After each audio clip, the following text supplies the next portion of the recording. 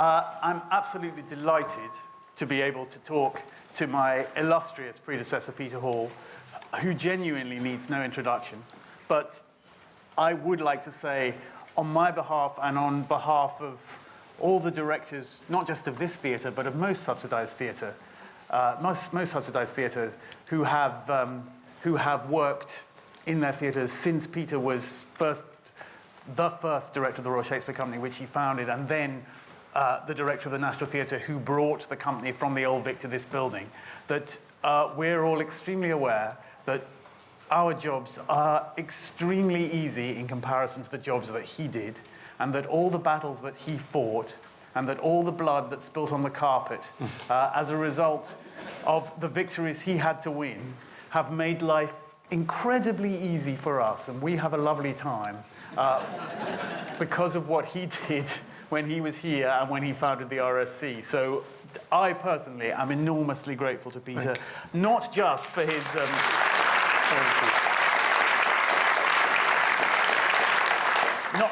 Not just for the brilliance of his career and the brilliance of his productions. On to Twelfth Night.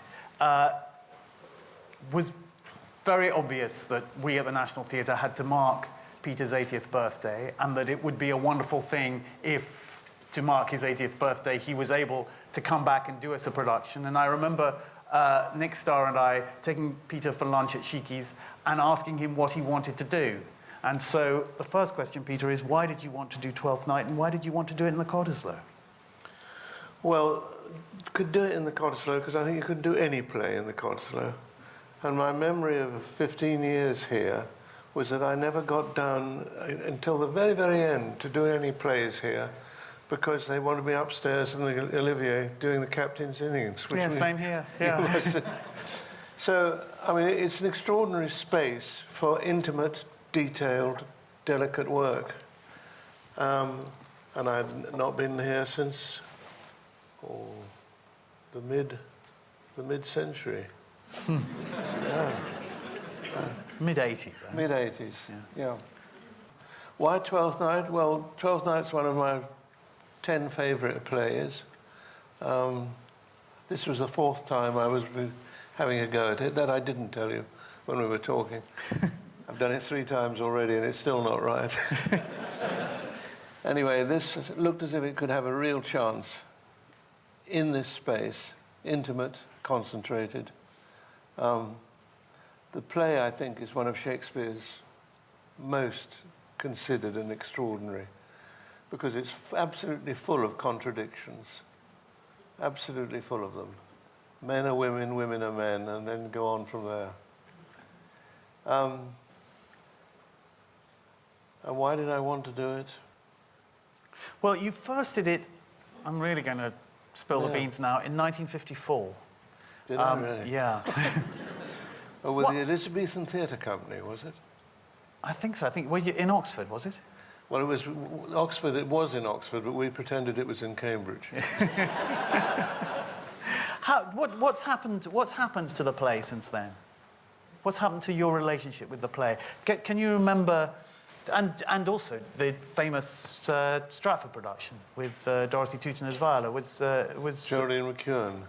As Olivia. As Olivia, yeah. How is this one different from those ones? I don't know. I can't remember. Yeah. All I know is with revivals, horrid word, means get them back to life when they're dead. Revive.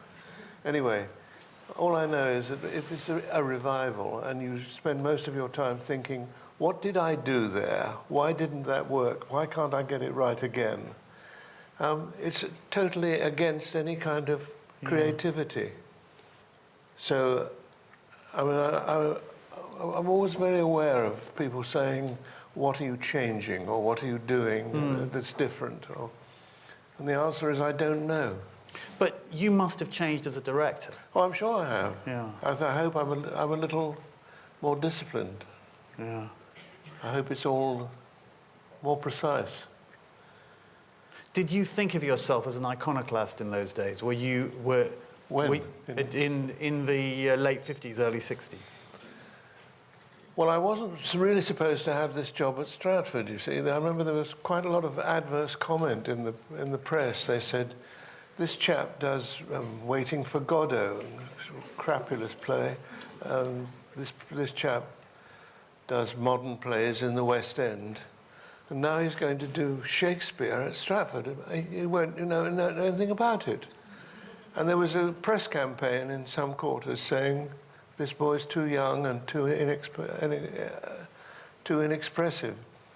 So that was the start of it. I wasn't running Stratford then, but I was the visitor. The first play I did at Stratford was Love's Labour's Lost. Then the next year I did Cymbeline with Peggy Ashcroft. And the next year, it must have been the Twelfth Night movie. Yeah. At what point was the Royal Shakespeare Company itself founded in that? Because you did 1960. Yeah, but I'd done a lot. Yeah, at Stratford. Yeah. Yes, I'd done Coriolanus with Olivier and Edith Evans. Twelfth Night with, as you said, with Dorothy Tewton, which was carried forward. I mean, it started in '58, I think, and was still playing in '62 with another cast. I think what I'm driving at is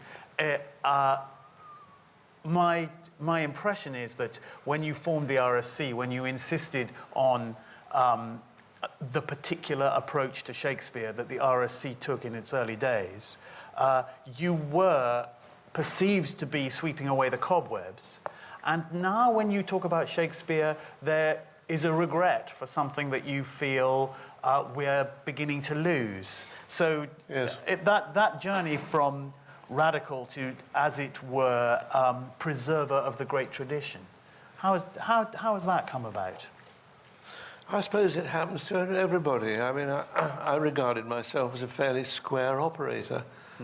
But certainly, when then I started meeting young people from the fringe theatre of the day who thought it was simple rubbish that was going on in Stratford, much too square.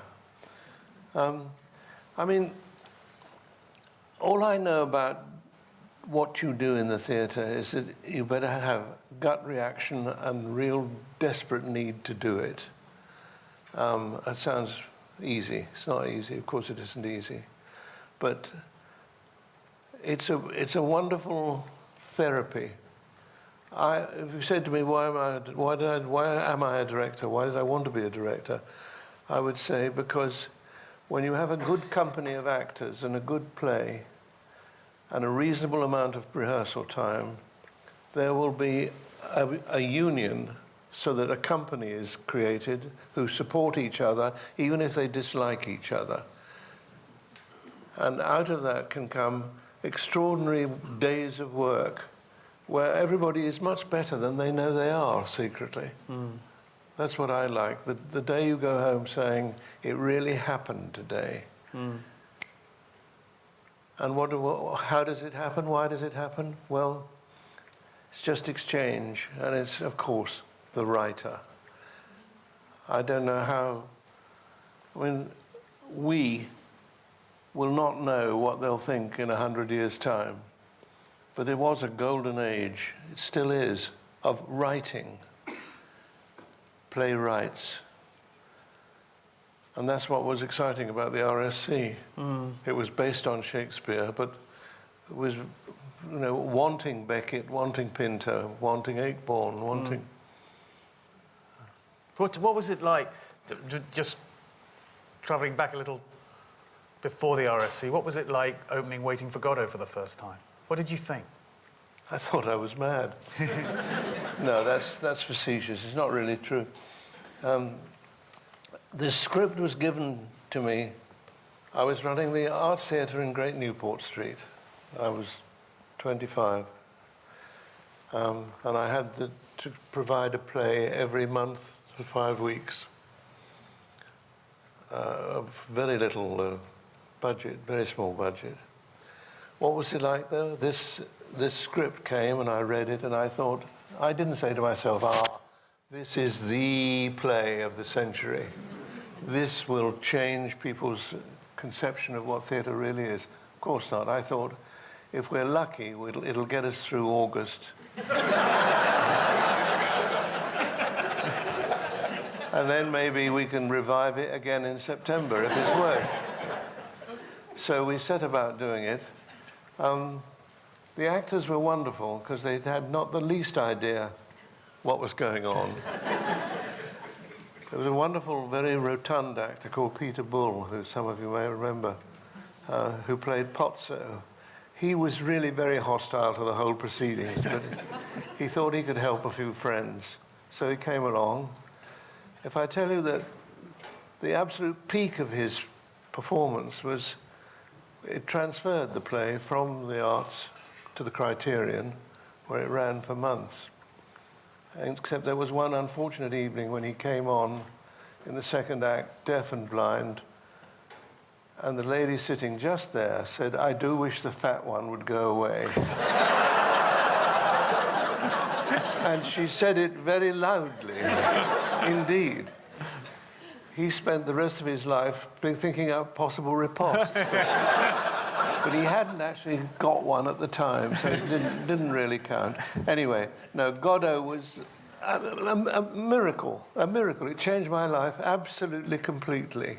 It took me to Stratford, it took me into the West End, it took me to Broadway. It was extraordinary. And then Pinter. And then Pinter. And then Beckett and Pinter, both. And how did you know that? Because the Pinter must have seemed so strange on the desk. How did you know? It came with a letter which said, "Dear Mr. Hall, I saw your play Waiting for Godot last night. I wonder if you'd like to look at my latest play, yours, Harold Pinter." I didn't know who Harold Pinter was. I mean, he was a jobbing actor on the road most of the time in those days. Yeah. I mean, what he did to all of us was blow the whistle on excess. He believed that less is more in the theatre, and if you can get rid of it, you should not do it. And I think that's, in terms of design, staging, lighting, there's a lot of truth in that. And there's a lot of truth in actually analysing a Shakespeare speech and saying, less is more. And do you think, bringing us neatly back to Shakespeare, that you now do less, or you wished it to appear that you have done less with Shakespeare? You mean I've done less with this particular speech or whatever? No, just generally. Is it your objective to pare away and get down to the simple essence? I mean, you've seen, we've all seen the kind of Shakespeare productions which are, surrounded with stuff. Yes. Men with earpieces, that kind of thing. But but do you want to?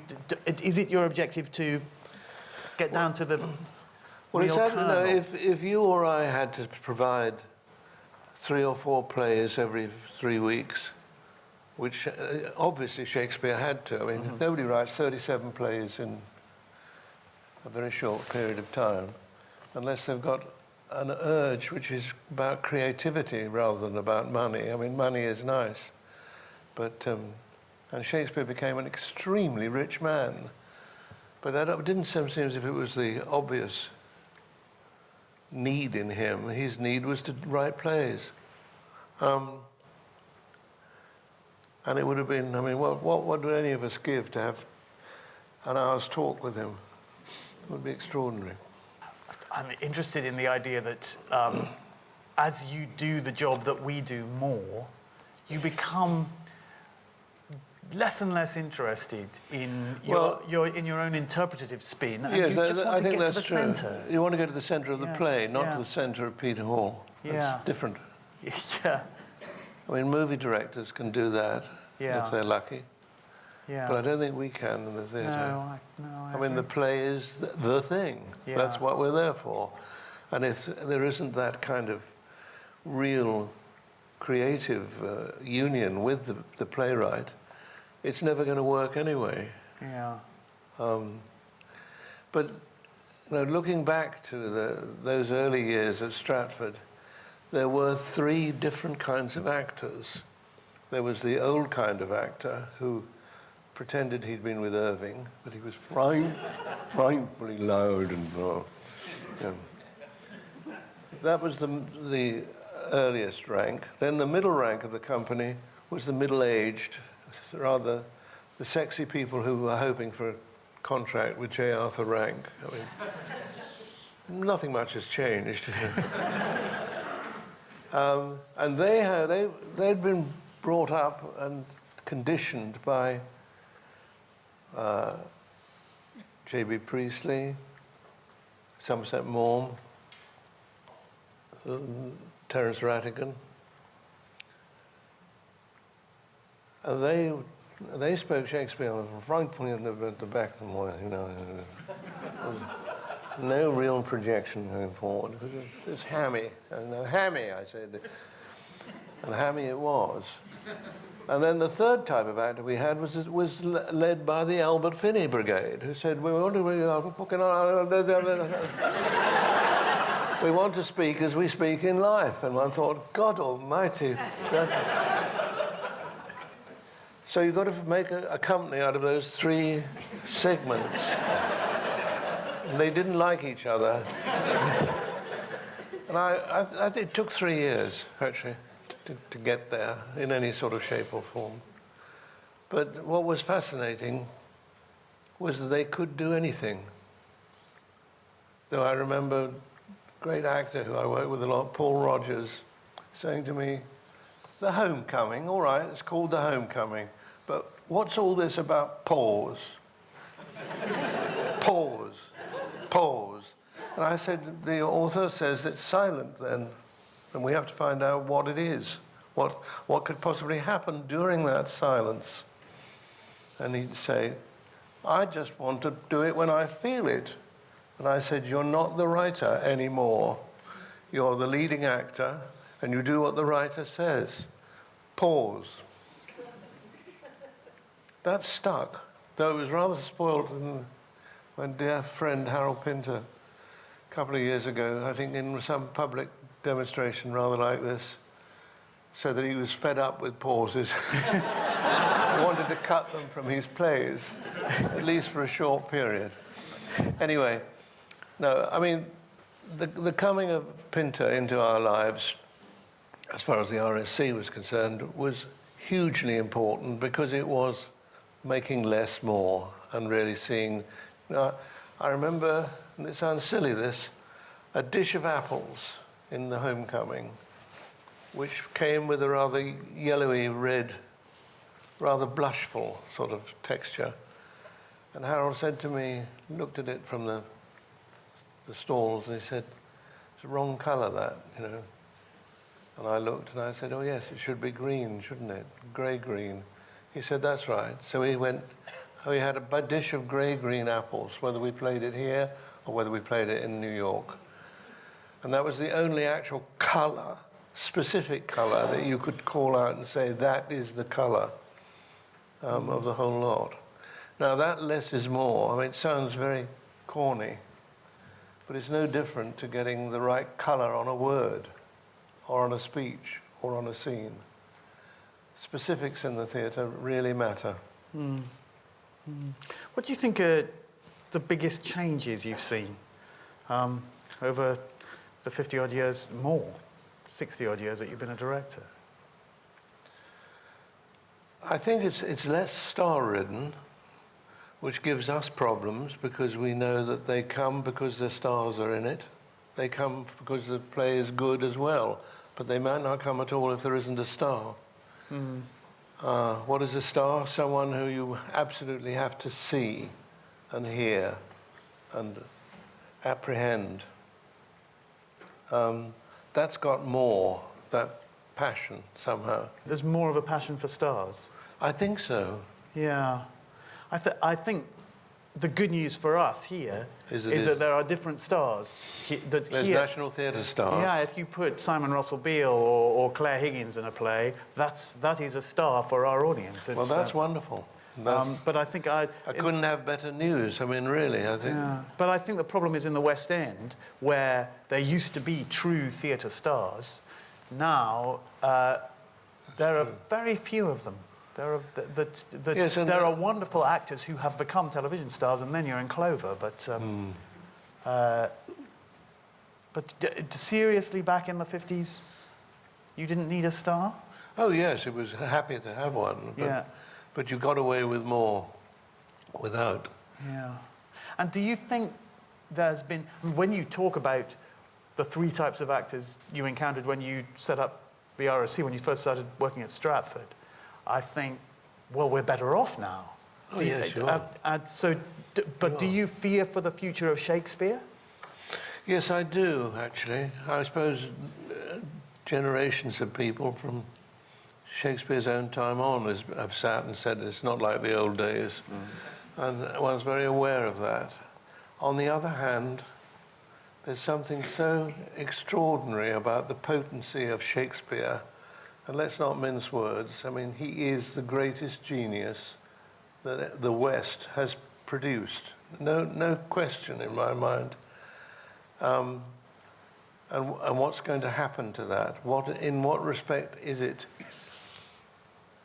freeing? In what respect does it inspire us?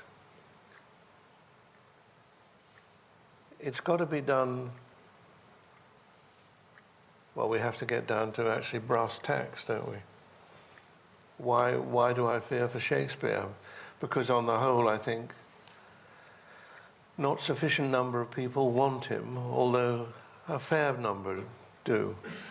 But look where we're sitting. You can have Shakespeare here, you can have Shakespeare up the road, you can have Shakespeare down the road.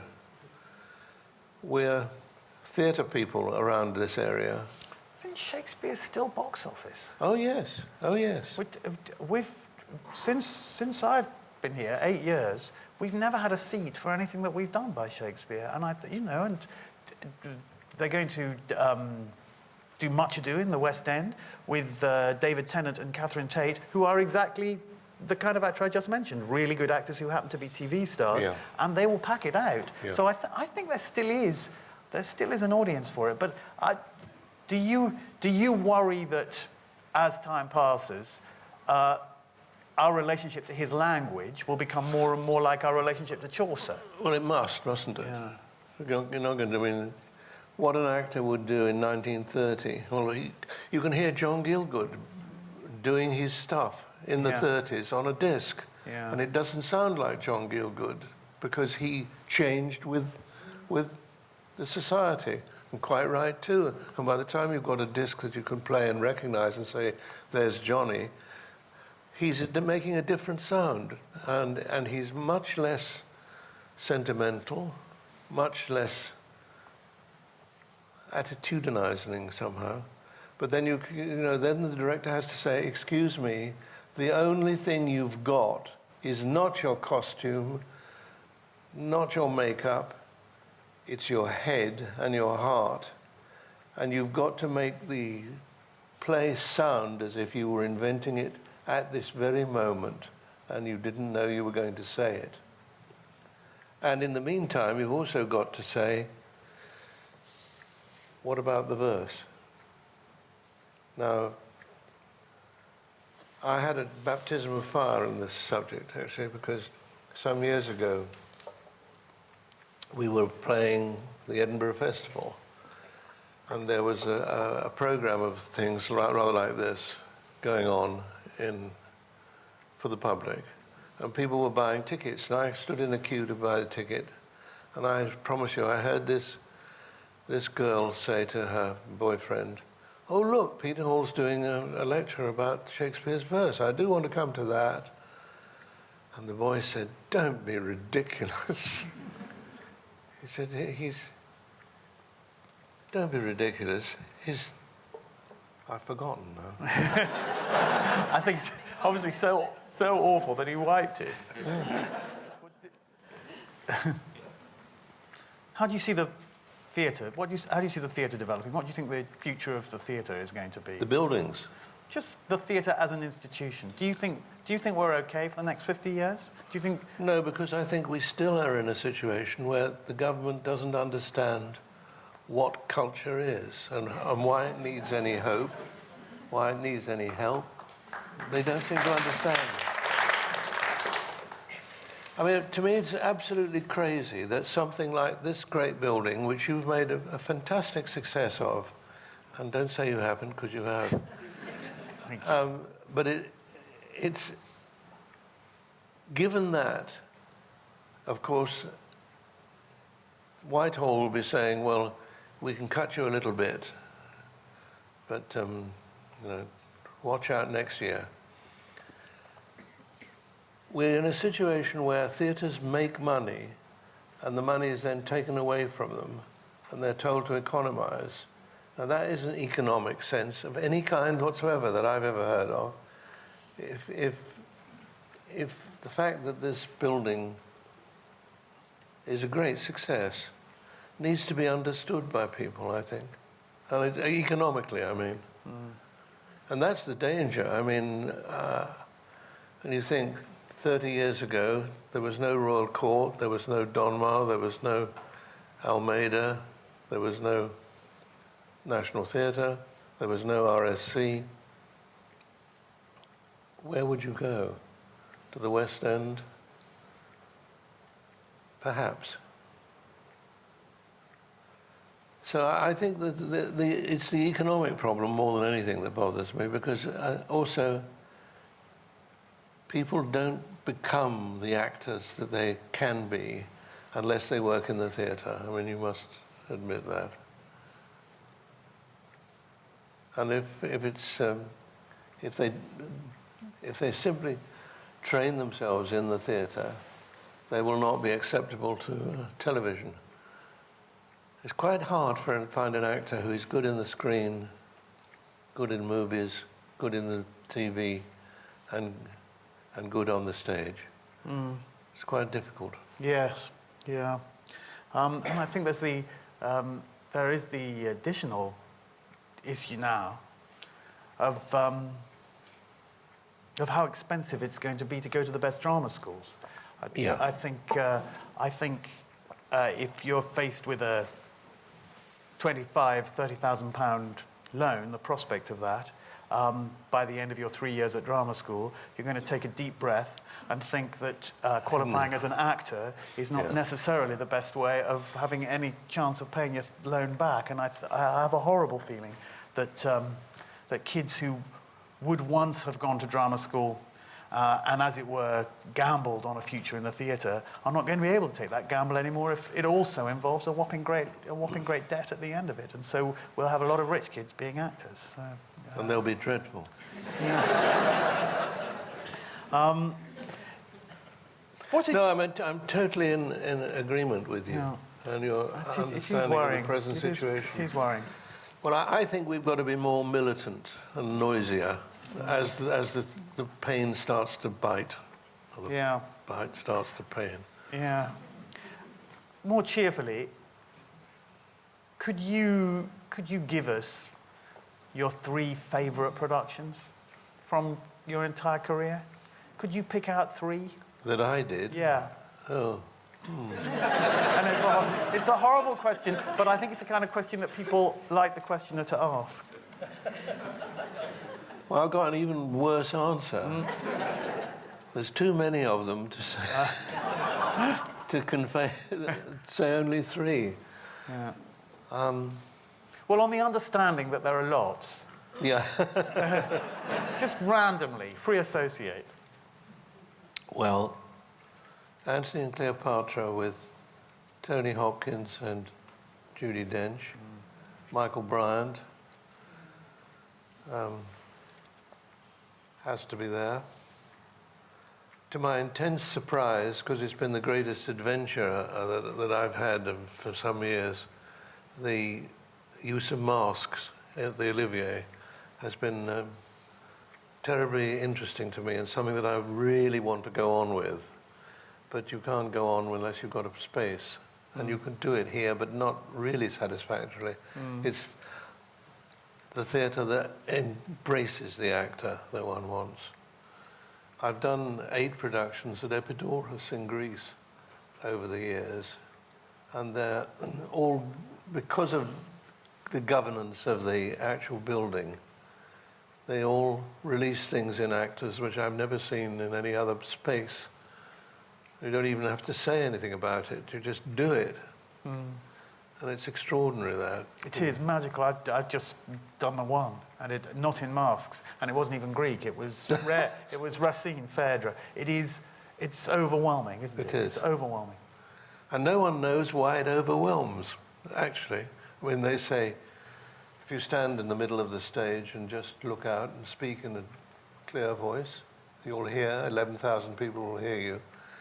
Yes, they do, but nobody knows why or how. No. Anyway, theatres need marinating, don't they? They need time to... This is a marinated theatre now. It's had extraordinary things done in it. And it's wonderful to come and sit in and know what can go on here and that the stage is as important as the auditorium. That's wonderful. I mean, I think most of my generation have come to some sort of terms with the Olivier, and it's a very exciting space, and it's whenever there's been a real dialogue between the space and the creative team doing it, all the things that are not apparently comfortable in the Olivier situation dissolve, have gone away. But it's a tricky... I mean, very early on when we moved in here, I did Cherry Orchard. Stupidly, I did it in the Olivier. But I thought the Olivier can take anything. We were at that stage. And, I mean, the cast was ludicrous in its legality. Ralph Richardson was Fears, left in the locked-up house at the end. Robert Stevens was... Gaius. Thank you, Gaius. Susan Fleetwood, Dorothy Tutin. Anyway, it was a fantastic cast, and when we were in the rehearsal room, I really thought we were onto something. We had several magic days when it really was. We took it up onto the Olivier stage, did some dress rehearsals, did some previews, and we'd lost it. And I, to this day, don't know why or how we lost it, but we'd lost it. The critics said we'd lost it. And Ralph Richardson said to me, "We've lost it, Cocky." But, I mean, these things happen. And I've had some good experiences in all 3 spaces. But the one that I like the best is this. So, very good cue to ask whether there are any questions. What about when you did Amadeus? What about when I did Amadeus? Yes, how did you go about doing that? Well, Peter Schaffer, who wrote it, had a very close relationship with the NT for many, many years, way back. So the arrival of his script didn't exactly surprise us. There was then the most colossal row, which you'll see in one of the books, I think the Arnold Wesker book, about the wonders of his Shylock play. So the John Dexter, who was the extraordinary director, a great director, was supposed to do the play, and he and Peter Schaffer proceeded to spend the summer having the most colossal rows about the percentage and how much the director got, because we are, as you will know only too well as I do too, directors don't get percentages like they do in movies. They don't get. They do in the commercial theatre. They don't here. Exactly. Yeah. Exactly. Anyway, by September, they'd fallen out forever. So to my intense joy, Peter Schaffer said to me, "You'll have to do it." The idea of "you'll have to," of something that's quite as exciting as that was, anyway, speaks for itself. Paul Schofield played Salieri. Felicity Kendall was the lady. Sir Toby Belch was Toby Mozart. Belch. Yeah. Sir Toby Belch was Mozart. Quite right. It was a tough one, very hard. And in fact, we left this country and went to America with it, with an entirely new second act, because the first act, although it had some nice shivery moments, didn't finally add up, we thought. However, it saved the day here. Well, I can remember night after night paying to stand at the back of the circle for Amadeus. I saw it, I can't remember how many times. Well, this Absolutely, is good. yeah. Do carry on. It was Simon Callow who was Mozart. Sorry? It was Simon Callow who was... It was Simon Callow who was yes. Mozart, and indeed he is playing Sir Toby Belch. Oh, really? Yes. Oh, I see. That's, so it was a little bit of an in-joke. I'm very sorry. So, any more questions? Yes. Is there any difference between directing an opera and directing a play? Is there any difference between directing an opera and directing a play? Yes.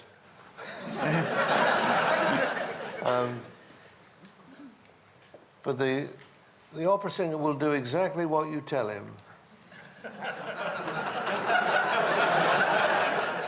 If you say to him, you could jump up on that table and you could sing the aria from, yeah. So he jumps up, sings it, comes on and says, how didn't you say, I'm sorry, that was a terrible idea. I'm so sorry. And he says, didn't I do it well? I mean, the average opera singer, I count perhaps the large stars, but the average opera singer will do absolutely anything that you suggest. And it's both wonderful and dreadful. The theatre actor says, I can't do this yet, I've got to learn it. Or worse still, it needs a rewrite. Or even worse, why? Exactly. Exactly. I think in a way, actors have been encouraged to be talkative. I mean, I love it. I really do love it when they all argue, because out of that argument comes something. But I think 50 years ago, it would only be the star who would say anything, I would imagine. Certainly they were pretty silent when I came in the 50s. I mean, ladies had handbags. Ladies wore hats. And if they were going to roll on the floor, they had to be given ample notice.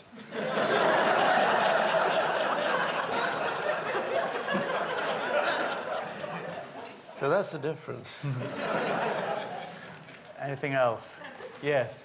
Sir Peter, repertory companies in the provinces of God. I'm going to repeat the question just so that everybody can hear. Does Peter think that it's been detrimental to the profession that so many repertory companies have disappeared? Disaster. I mean, it is. It's terrible. It's happening now, and it's already happening. What is the purpose of it? Just to make sure that the theatre is in the same kind of political colour as everybody else. I mean, the money can't be that important because it's so small.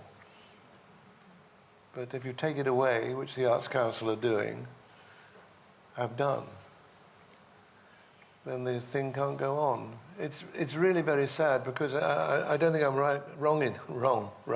Don't think I'm wrong in saying that just at the time when we realised we'd been bankrupted practically, the regional theatre was in a particularly lively state. It's true. And I mean, if you're going to have a national theatre, if you're going to have an RSC, if you're going to have a royal court, you need the regions to feed those stages with talent. So I think it's a disaster, and I don't know. I mean, they don't apparently hear, because those people who market beans are going to have to be cut. Everybody's got to be cut. Never mind about the beans. Yes. Peter, is there a Shakespeare play you've not directed? Is there a Shakespeare play you've not directed and would still like to do? Yes, I haven't done Titus Andronicus. I haven't done The Merry Wives of Windsor. I haven't done Pericles. And do you want to do any of those? Not Merry Wives of Windsor. Yeah. I'd like to, but I mean, I'm not in the... I've done, I think, 31 or 2 of them, anyway. Some of them more than once. Yes. So Peter, what do you think of Nick's Hamlet currently showing? Oh, goodness. What do you think of my Hamlet? I think I met you immediately after your very interesting production and thanked you and praised it. I think that's absolutely right. Yes. Well, there you are. There. I think that's, that will pass swiftly on. Thank you.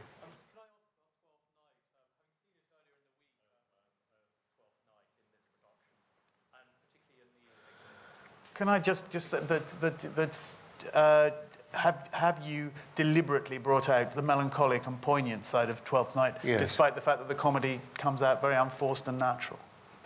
Yes, but I think I don't think Feste is that funny. I don't think he's wry, he's dry, he's musical. He's a tramp, actually, and I mean, we don't know where he's been. He's been away for weeks. We don't know whether she'll take him back, Olivia or not. But it is planted that he's a fool that the Lady Olivia's father took much delight in. And I don't think you'd say that if he wasn't. Mm. I mean, there was some... There's a whole thing about the fool, anyway. Most of the fools who earned their living either on the street or in a bar or in a company of actors if they were doing plays. But they were drinkers, livers, clingers on to some kind of life. And I think most of them, by records show, were priests that hadn't made it, hadn't made the last exams or the last.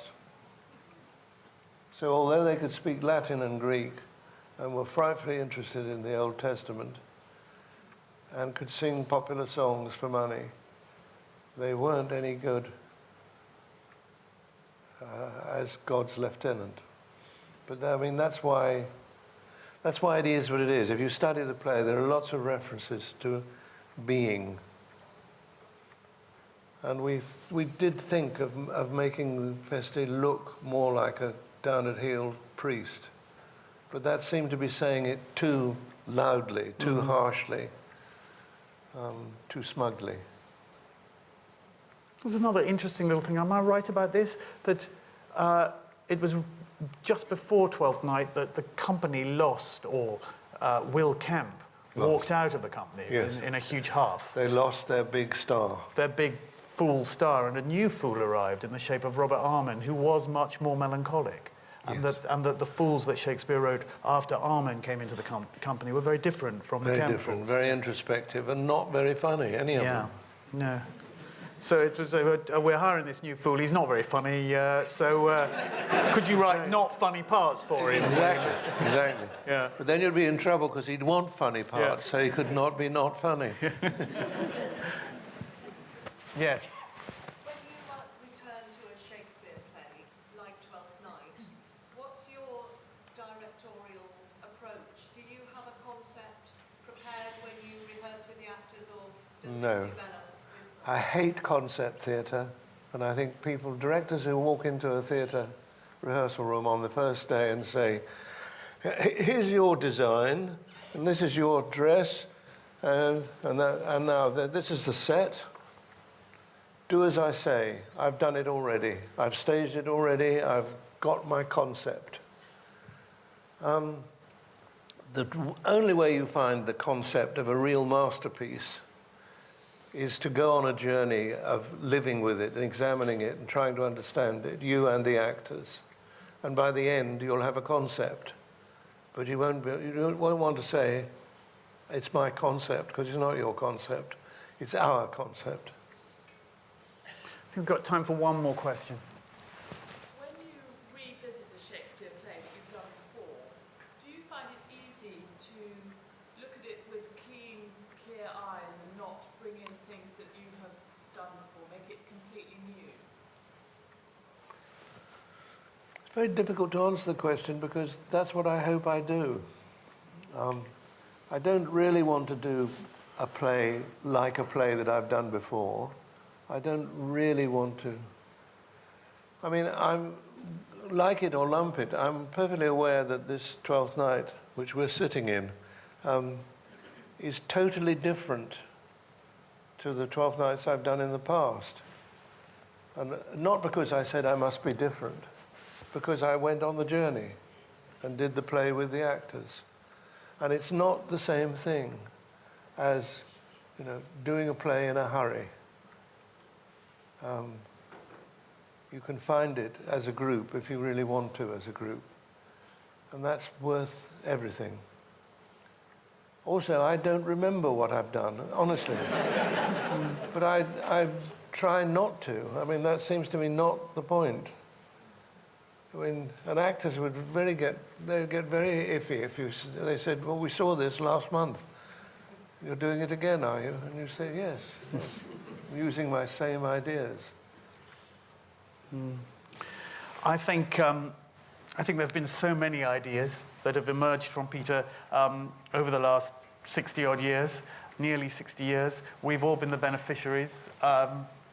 It needs to be said every time Peter's in the vicinity that there has been no more influential or beneficial figure in the British theatre this last half-century.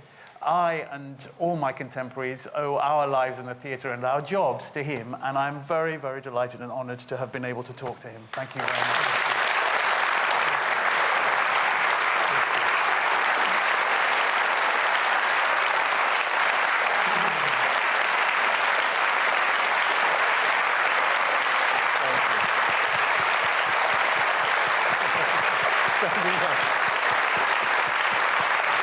Thank you very much.